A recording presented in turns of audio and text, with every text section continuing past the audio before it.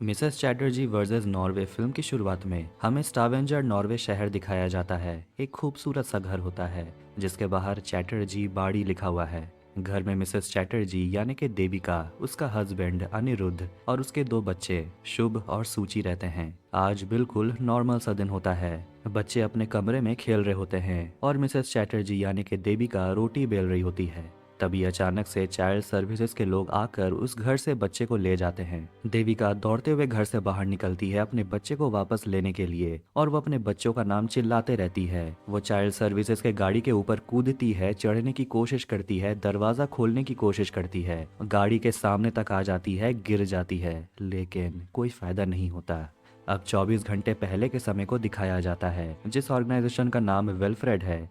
वहां से दो औरतें मटिल्डा और सिया देविका के घर आते हैं। जब देविका और अनिरुद्ध अपने बच्चे शुभ और सूची के साथ खेल रहे होते हैं तो वो दोनों औरतें अपने कॉपी में कुछ नोट कर रही होती हैं और किसी भी नॉर्मल इंडियन की तरह देविका शुभ को अपने हाथों से खाना खिला रही होती है। ये दोनों औरतें बड़े ही गौर से नोटिस करती हैं, जैसे देविका ने हाथ से खिलाकर कोई अपराध कर दिया हो। 5 महीने की बेटी सूची को लेकर बाहर जाती है अपने हस्बैंड अनिरुद्ध से बात करने के लिए जो काम पर जा रहा होता है और उसे पूछती है कि 4 महीने हो गए हैं, ये दोनों कब आना बंद करेंगे। जिस पर अनिरुद्ध कहता है कि वेलफ्रेड यानी कि चाइल्ड सर्विसेज वाले ऐसा ही करते हैं नॉर्वे में। अनिरुद्ध के जाने के बाद सिया और मटिल्डा भी निकल रहे होते हैं और वो देविका से कहते हैं कि कल आकर वो फाइनल रिव्यू दे देंगे।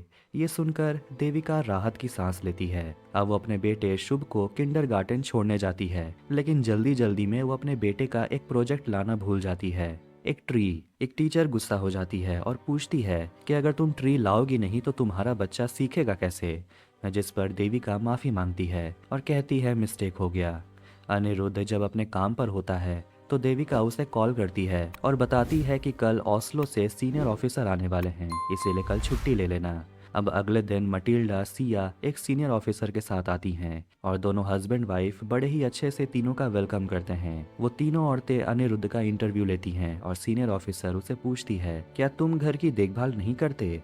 जिस पर अनिरुद्ध कहता है कि घर की देखभाल देविका करती है, मैं बाहर कमाता हूँ। ऑफिसर उसे पूछती है, क्या देविका इन सब से खुश है? तभी देविका वहां आकर सभी को कोलकाता का सौंदेश खिलाती है और अर्जेंट कॉल आने पर अनिरुद्ध बाहर चला जाता है। मटिल्डा देविका से कहती है अपने हस्बैंड को बुलाने के लिए और इसीलिए वो अनिरुद्ध से बात करती है और अनिरुद्ध अपनी वाइफ पर इल्जाम लगाता है कि आखिर उसने वेलफेयर सर्विस को ऐसा क्यों बोला कि अनिरुद्ध घर के काम में हाथ नहीं बटाता। जिस पर देविका कहती है कि मैंने ऐसा कुछ बोला ही नहीं, शायद उन्होंने कुछ और ही समझ लिया होगा मेरे बात को।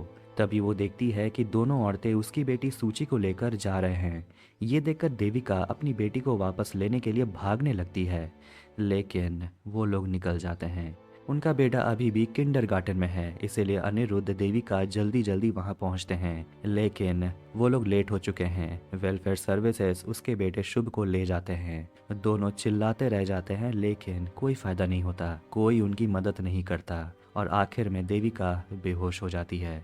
देविका हॉस्पिटल में जागती है और अनिरुद्ध के सामने हरमन मेहता होता है जो वेलफेयर सर्विस का ट्रांसलेटर का काम करता है और वो उन दोनों को इन्फॉर्म करता है कि 10 हफ्ते के एवालुएशन के बाद हम लोगों ने ये पाया है कि आप अपने बच्चों की देखभाल सही से नहीं कर रहे हैं। देविका को ये सुनकर विश्वास ही नहीं होता और वो रिक्वेस्ट करती है कि उसकी छोटी बेटी ब्रेस्ट फीडिंग पर है और उसका बेटा उसके बगैर खाना नहीं खाता, तो वो दोनों जिएंगे कैसे। लेकिन अब उन दोनों को जो भी बोलना है कमेटी की मीटिंग में बोलना होगा और उन दोनों के लिए एक लॉयर अपॉइंट कर दिया जाता है जिसका नाम सुनील कपूर है। देविका हॉस्पिटल से भागते हुए वेलफ्रेड के ऑफिस में आती है, लेकिन उसे अंदर जाने नहीं दिया जाता। घर जाते वक्त अनिरुद्ध और देविका के बीच झगड़ा हो जाता है। अनिरुद्ध इल्जाम लगाता है कि तुम घर पर बच्चों की देखभाल नहीं कर पाती, घर कितना गंदा है तुमने देखा भी है।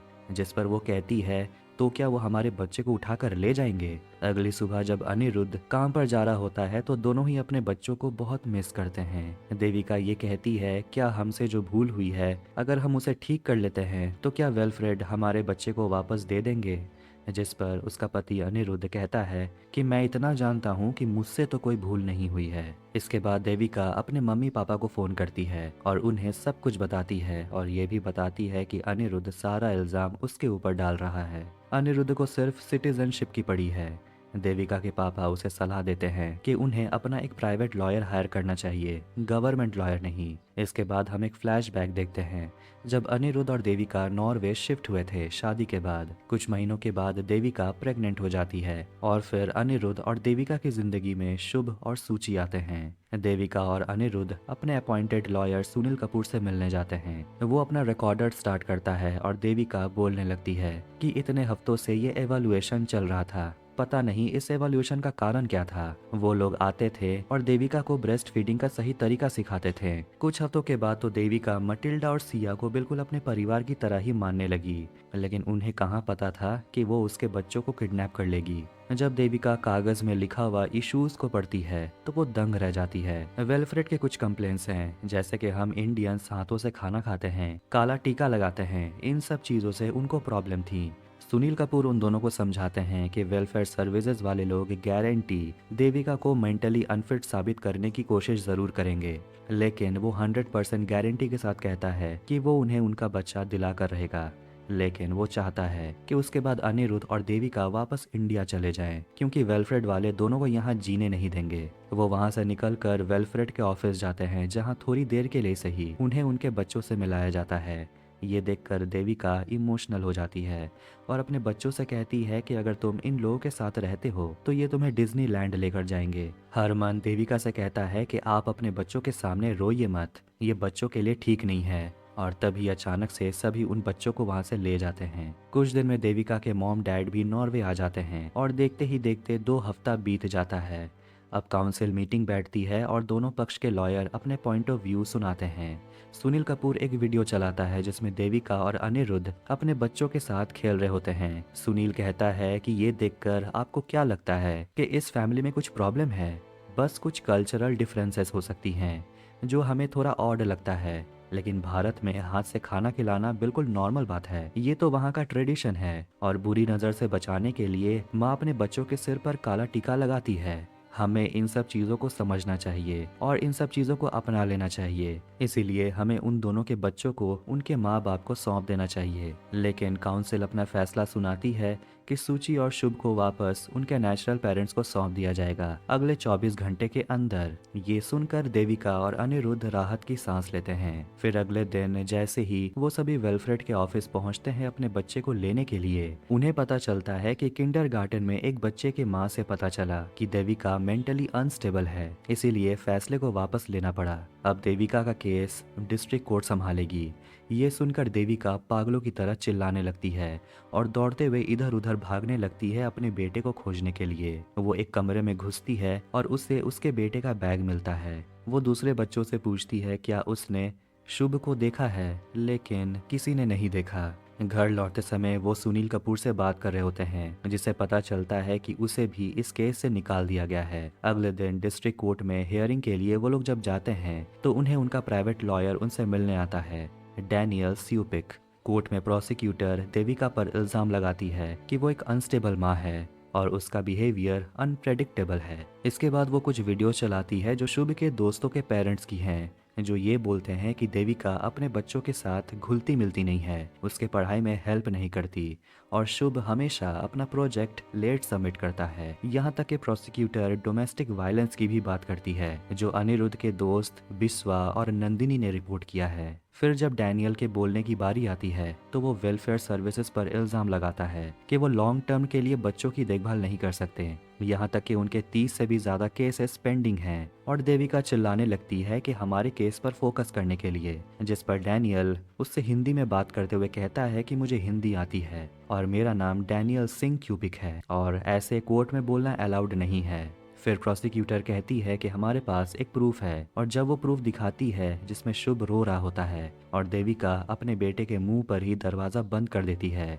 जिस पर देविका कहती है कि तब कांच टूट गया था इसीलिए वो दरवाजा बंद की थी, लेकिन जज उसे मुंह बंद करने को बोलते हैं, जिस पर डैनियल कहता है कि इंडियन पेरेंट्स अपने बच्चों को थोड़ा अलग तरीके से ट्रीट करते हैं, जिस पर प्रोसिक्यूटर और डैनियल आपस में झगड़ने लगते हैं और लास्ट में ये फैसला निकलता है कि सूची और शुभ अभी भी वेलफेयर सर्विसेज के साथ ही रहेंगे। ये देखकर देविका जज से भीख मांगती है कि उसके बच्चों को लौटा दिया जाए। अगर कुछ भी गलत हुआ है तो उसे सही करने की कोशिश करेगी। वो उसे कांटा चम्मच से खाना भी खिलाएगी। लेकिन वो देविका को इग्नोर करते हुए जज वहां से चले जाते हैं और देविका रोते रह जाती है। उसके बाद एक दिन भी ऐसा नहीं बीता जब देविका अपने बच्चों को याद नहीं करती, उन्हें मिस नहीं करती।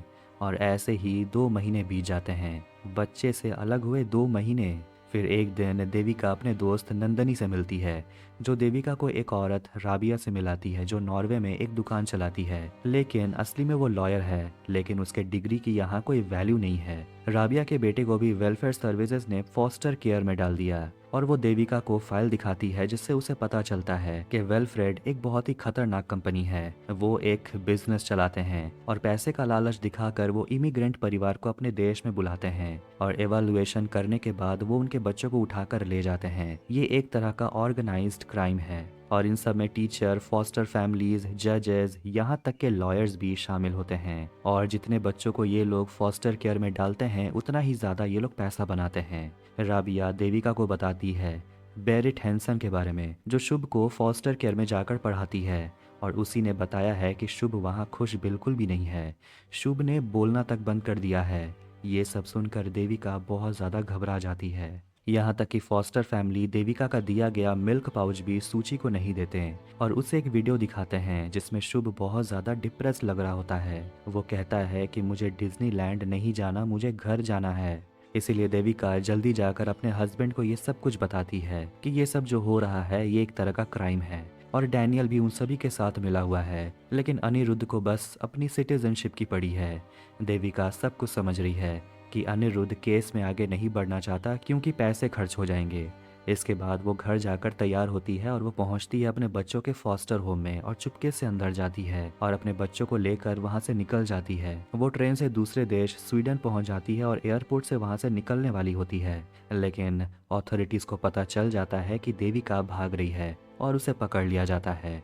अगले सीन में अनिरुद्ध और डैनियल आते हैं देविका को वहां से ले जाने के लिए। डैनियल और देविका के पापा ऑफिसर से भीख मांगते हैं, बहुत गुहार लगाते हैं, तब जाकर वो देविका को छोड़ते हैं। जब वो सब घर आते हैं तो अनिरुद्ध और देविका अपने मम्मी पापा के सामने ही झगड़ने लगते हैं। अनिरुद्ध हमेशा की तरह हर चीज का इल्जाम देविका पर डालता है और देविका जब सच्चाई बताती है कि अनिरुद्ध को बस सिटीजनशिप की पड़ी है तो वो देविका पर हाथ उठा देता है उसकी मम्मी पापा के सामने। लेकिन देविका भी चुप नहीं रहती, वो भी उल्टा उसे लगा देती है। अनिरुद्ध देविका को खींच कर ले जाता है और उसे एक अंधेरे कमरे में बंद कर देता है।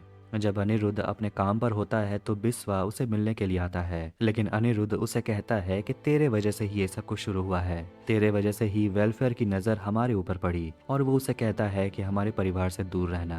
ना जाने कितने सारे मीटिंग्स होते हैं लेकिन कोई नतीजा नहीं निकलता और उन सारे मीटिंग्स में देविका कुछ ज़्यादा ही बोलती है और इस वजह से डैनियल उसे कहता है कि अगर आप इस तरीके से बोलते रहेंगी तो हमारा केस जीतना मुश्किल लगता है। इस पर वो डैनियल से कहती है कि अगर हम जीत गए तो तुम्हें तुम्हारा कट कैसे मिलेगा। अब इतने महीनों के बाद वीज़ा ख़त्म हो जाने के बाद देविका के मम्मी पापा वापस इंडिया चले जाते हैं। काउंसिल हियरिंग में डैनियल एक ऑनलाइन पोस्ट दिखाता है जो वेलफेयर सर्विसेज ने किया है देविका का मजाक उड़ाने के लिए कि वो अच्छी माँ नहीं है। और वो मटिल्डा और सिया को बताता है कि शायद आपको पता नहीं है लेकिन देविका बैचलर इन साइंस पढ़ी हुई है और वो इतनी बेवकूफ़ है नहीं जितना आप लोग उसे समझते हैं।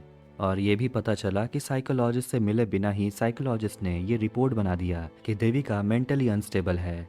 इसके बाद चाइल्ड साइकोलॉजिस्ट बेरिट को बुलाया जाता है जो शुभ और सूची को बहुत अच्छे से जानती है। काउंसिल के सामने अपना इंट्रोडक्शन देती है और ये बताती है कि उसे इस केस से निकाल दिया गया है क्योंकि वो मिसेस चैटर्जी यानी कि देविका से बात करने की कोशिश की थी। वो सबके सामने सच बताती है कि शुभ हमेशा अपनी माँ को पुकारते रहता है और इसीलिए फॉस्टर पेरेंट उसे अंधेरे कमरे में बंद कर देते थे। ये देखकर वो बिल्कुल टूट गई थी, लेकिन वो किसी को ये बताई नहीं क्योंकि अगर वो वैसा करती तो वेलफेयर सर्विसेज वाले उसके बच्चे को उठाकर ले जाते हैं। वेलफ्रेड ऐसा ही करते हैं और जब वीडियोस दिखाने की बारी आती है तो पता चलता है कि वेलफेयर सर्विसेज वाले ने ही उसके फ़ोन से वीडियोस को डिलीट कर दिया है। पर वेलफेयर सर्विसेज वाले अपना वीडियो चलाते हैं जिसमें वो दिखाने की कोशिश करते हैं कि देविका कितनी अनप्रेडिक्टेबल है और वो मेंटली अनस्टेबल है, जिसमें वो पुलिस को अटैक कर रही होती है। इसके बाद काउंसिल इस केस को ये कहकर बंद कर देती है कि देविका एक मेंटली अनस्टेबल औरत है और वो बच्चों को नहीं संभाल सकती और बच्चे 18 साल तक गवर्नमेंट के साथ ही रहेंगे और उन्हें तुरंत एडॉप्शन के लिए भेज दिया जाएगा। इस बार देविका उनसे कुछ भी नहीं कहती और बस चुपचाप बैठी रहती है और रोने लगती है। हियरिंग के बाद जब दोनों घर पहुंचते हैं तो अनिरुद्ध के मम्मी पापा आए होते हैं और वहाँ अनिरुद्ध का भाई अनुराग भी होता है। और अनिरुद्ध की मम्मी देविका को देखते ही शुरू हो जाती है कि तुम अपने बच्चे को संभाल भी नहीं सकती, कैसी माँ हो तुम। लेकिन देविका चुपचाप वहाँ से चली जाती है। रात में देविका अनिरुद्ध से अलग होकर सोती है। सुबह वो तैयार होकर कहीं निकलती है। फिर एक होटल के कॉन्फ्रेंस रूम में हम इंडिया के एक्सटर्नल अफेयर मिनिस्टर वसुधा कामत को देखते हैं और ऑडियंस में देविका भी बैठी होती है, जो उसे सवाल करती है कि ये कैसा देश है। इस देश के गवर्नमेंट ने मेरे बच्चे को किडनैप कर लिया है और आप इस देश के साथ डील करने आई हैं। वो बस वसुधा से 2 मिनट चाहती है। इसके बाद वो घर आती है और अनिरुद्ध की माँ उसे बस सवाल पूछती ही रहती है कि तुम कहाँ गई थी, क्या करने गई थी। लेकिन देविका खाना खाते हुए उसे इग्नोर करती है और तभी पता चलता है कि सूची की तबीयत खराब है, इसलिए वो जितना जल्दी हो सके फॉस्टर होम पहुंचते हैं सूची से मिलने के लिए और देविका सूची को संभालती है। अनिरुद्ध जब अपने बेटे शुभ से मिलता है तो वो अपने पापा से बात भी नहीं करता। इस वजह से अनिरुद्ध थोड़ा घबरा जाता है। अपने बच्चे की फॉस्टर मॉम मारिया से बात कर रही होती है। मारिया देवी से रोते हुए कहती है कि बच्चे को नहीं ले जाने के लिए, लेकिन देविका कहती है कि वो तो लेकर जाएगी। दूध पिलाने के बाद वो अपने बच्चे को चावल खिलाती है और वो मारिया से कहती है कि अब तुम इसे खाना खिलाना शुरू कर सकती हो। देविका का एक्सटर्नल अफेयर मिनिस्टर से मिलने का असर दिखता है। वसुधा पार्लियामेंट ऑफ इंडिया में आवाज उठाती है कि कैसे एक देश ने एक माँ से बच्चे को अलग कर दिया है, आखिर उस देश के ऐसे क्या नियम हैं, और अगर ऐसा है तो हमें उस देश से सारा रिश्ता तोड़ लेना चाहिए। इसके बाद हर न्यूज़ चैनल पर देविका और उसके बच्चों को लेकर ही बातें होने लगती हैं। ये देखकर वेलफ्रेड में काम करने वाला हरमन अनिरुद्ध के भाई को पकड़ता है और उसे पैसे का लालच देकर कहता है कि तुम सूची और शुभ के फॉस्टर पेरेंट बन जाओ, इसके लिए तुम्हें साल में 1 करोड़ मिलेंगे। इसके बाद वेलफ्रेड के ऑफिस में काउंसिल की मीटिंग बैठती है और वो बच्चों को देविका को देने से मना करते हैं, लेकिन उसके परिवार से जुड़े किसी भी थर्ड पार्टी को वो देने को तैयार हैं और देविका अपने दोनों बच्चों को अपने मम्मी पापा को देना चाहती है। लेकिन वेलफ्रेड 50 साल के ऊपर किसी भी पेरेंट्स को बच्चा नहीं दे सकते। तभी अनुराग कहता है कि बच्चा मुझे दे दीजिए, लेकिन देविका नहीं मानती। वो मीटिंग छोड़कर चली जाती है। लेकिन अनिरुद्ध किसी तरह प्यार का नाटक करते हुए देविका को मना लेता है कि अनुराग फॉस्टर पेरेंट बन जाए, बच्चे तो रहेंगे हमारे घर में ही, और अगर वेलफ्रेड वाले कॉल करेंगे तो हम अनुराग को सामने कर देंगे। ये सुनकर देविका मान जाती है और पेपर पर साइन कर देती है। जिसके बाद होता ये है कि अनिरुद्ध और देविका और पूरा परिवार बच्चों को लेकर वापस इंडिया में शिफ्ट हो जाते हैं और बच्चे यानी कि शुभ और सूची अनुराग के घर रहते हैं। लेकिन जब एक दिन देविका पहुंचती है अनुराग के घर अपने बच्चों से मिलने के लिए, तो वो देविका को उसके बच्चों से मिलने नहीं देता और उसे अग्रीमेंट दिखाकर याद दिलाता है कि नॉर्वे गवर्नमेंट जब मानेगी तभी वो देविका को बच्चों से मिलने देगा। जिस पर देविका याद करती है कि अनिरुद्ध ने उसे वादा किया था कि बच्चे उन दोनों के साथ ही रहेंगे और जब नॉर्वे गवर्नमेंट फोन करेगी तो हम बच्चों को लेकर यहाँ आ जाएंगे। लेकिन देविका की सास और अनुराग देविका को धक्के मारकर घर से निकाल देते हैं। तब जाकर उसे समझ आता है कि अनिरुद्ध ने देविका को धोखा दिया है। फिर और एक दिन जब वो अपने पापा के साथ अपने बच्चों से मिलने के लिए अनुराग के घर जाती है तो वो देखती है कि बाहर गुंडे लोग खड़े हैं जो उसे घर के अंदर घुसने भी नहीं देते। अब अपने बच्चों से अलग हुए देविका के 2 साल हो गए हैं। वो अपने बच्चों को वापस पाने के लिए केस लड़ती है। इसके बाद हम कोलकाता के हाई कोर्ट के सीन को देखते हैं और देविका की लॉयर मिसेस प्रताप उसके लिए केस लड़ती है और वो कोर्ट में एक एविडेंस पेश करती है जिससे ये पता चलता है कि अनुराग के कस्टडी में बच्चे सेफ नहीं हैं और इसीलिए बच्चे को वापस देविका को सौंप दिया जाए। लेकिन इससे पहले कुछ फैसला सुनाया जाता देविका देखती है कि पीछे बेंच पर डैनियल बैठा हुआ है। वो वहां आकर कहता है कि वो नॉर्वे की तरफ से इस केस को लड़ेगा और वो ये भी कहता है कि 14 महीनों में 80 लाख रुपए ट्रांसफर हुए हैं अनुराग के अकाउंट में बच्चों की देखभाल करने के लिए, वो भी नॉर्वे के गवर्नमेंट से। वो अनुराग को कटघरे में बुलाता है और उसे पूछता है कि आखिर ये पैसे जा कहाँ रहे हैं, घर की हालत खराब क्यों है और बच्चे किस हालत में रहते हैं।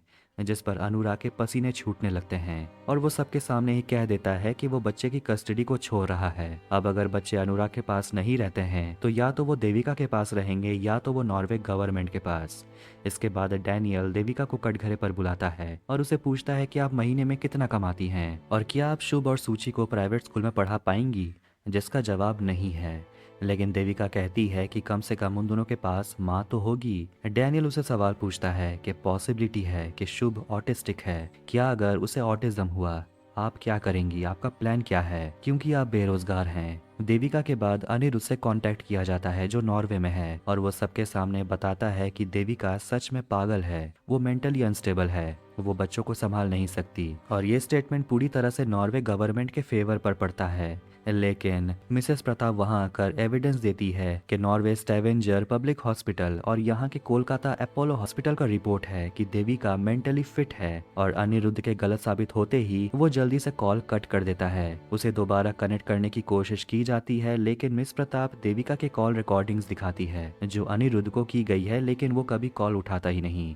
इसीलिए अभी दोबारा कॉल लगाने का कोई फायदा नहीं है, वो नहीं उठाने वाला। इसके बाद मिस प्रताप डैनियल को कटघरे पर बुलाती है और उसे सवाल करती है कि 14 महीने पहले आप चाहते थे कि बच्चे देविका के पास वापस चले जाएं, और वहीं 14 महीने के बाद आप देविका के अगेंस्ट में खड़े हैं। और वो उसका लास्ट स्टेटमेंट पढ़कर सुनाती है जिसमें वो कहता है कि नॉर्वे में एक स्कैम चलता है जो वेलफेयर सर्विसेज चलाती हैं, बच्चों को फॉस्टर केयर में डालकर वो पैसा कमाते हैं। ये सुनने के बाद डैनियल के पास कहने लायक कुछ बचता नहीं। इसके बाद मिस प्रताप डैनियल से पूछती है, क्या एडॉप्टेड पेरेंट्स शुभ और सूची से ज्यादा प्यार करेंगे? जिस पर डैनियल कहता है जरूर करेंगे, और वो ये कहता है कि वो खुद एडॉप्टेड है। स्यूपिक उसके एडॉप्टेड पेरेंट्स का नाम है। जिस पर मिसेस प्रताप कहती है कि एडॉप्शन पर मुझे बिल्कुल भी शक नहीं है, लेकिन हम इस केस के बारे में बात करते हैं, क्या एडॉप्टेड पेरेंट्स देविका से ज्यादा शुभ और सूची से प्यार करेंगे?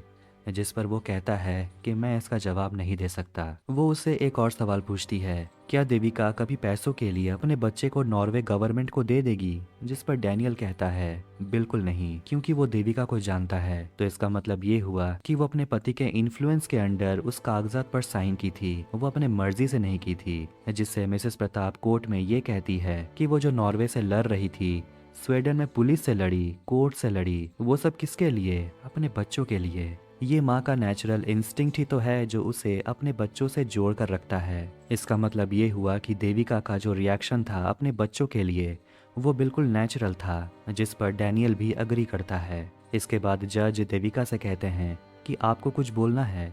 देविका कहती है कि फिलहाल मुझे कुछ समझ नहीं आ रहा कि क्या सही है क्या गलत, वो अच्छी माँ है या बुरी माँ है नहीं पता, लेकिन वो माँ तो है, इसीलिए वो अपने बच्चों के लिए लड़ते रहेगी, चाहे इस कोर्ट में हो या इसके बाद किसी दूसरे कोर्ट में, जहाँ भी हो वो लड़ते रहेगी। और वो बस अब चाहती है अपने बच्चों से मिलना। ये सब सुनने के बाद जज भी कहते हैं कि मैं भी शुभ और सूची से मिलना चाहता हूँ अपने चेम्बर में। और जब चेम्बर में बच्चों को लाया जाता है तो वो बच्चे सीधा अपने माँ की तरफ जाते हैं, और देविका जैसे अपने बच्चों में ही खो जाती है, और जज बस उन तीनों को देखते ही रहते हैं। इसके बाद जज हाई कोर्ट में फैसला सुनाते हैं कि बच्चे सबसे ज्यादा सुरक्षित अपने माँ के पास होते हैं, और माँ का प्यार बच्चों के लिए सबसे जरूरी है। और इसीलिए वो रिक्वेस्ट करते हैं नॉर्वे गवर्नमेंट से कि बच्चे को वापस देविका चैटर्जी के पास दे दिया जाए। ये सुनते ही देविका खुशी के आंसू रोने लगती है। फिर हम देविका को उसके दोनों बच्चों के साथ देखते हैं, और अब तीनों एक साथ ही रहते हैं।